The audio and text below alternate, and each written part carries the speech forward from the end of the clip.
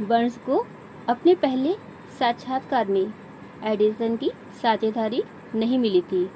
उसे एक बहुत ही मामूली मजदूरी पर एडिसन के कार्यालयों में काम करने का अवसर मिला।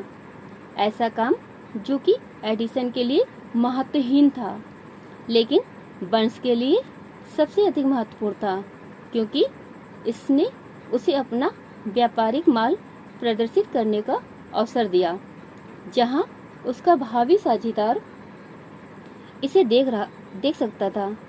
महीनों गुजर गए, स्पष्ट रूप से उस प्रतिष्ठित लक्ष्य को जो बर्न्स ने निश्चित प्रमुख उद्देश्य के रूप में अपने दिमाग में स्थापित किया हुआ था, उसे लाने के लिए कुछ भी नहीं हुआ।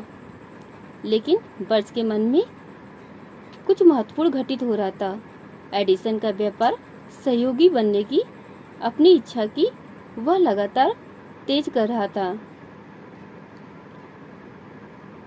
मनोवैज्ञानिकों ने ठीक ही कहा है कि जब कोई व्यक्ति किसी एक बात के लिए सचमुच तैयार होता है तो यह उसकी बाह्य आकृति में झलकने लगता है। बर्न्स एडिसन के साथ एक व्यापार साझेदारी के लिए तैयार था। इसके अलावा वह तब तक तैयार रहने पर दृढ़ था जब तक कि वह उसे प्राप्त न कर ले जिसे वह खोज रहा था।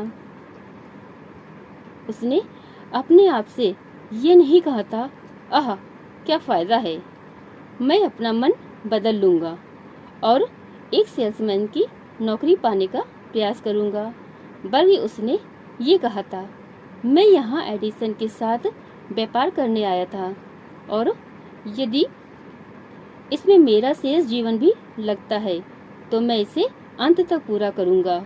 उसका यही मतलब था। लोगों के पास कहने के लिए कितनी अलग कहानी रहती है अगर वे एक निश्चित उद्देश्य अपनाते और उस उद्देश्य के साथ तब तक खड़े रहते जब तक उसके सब कुछ पाने वाला जुनूनी बनने का समय होता।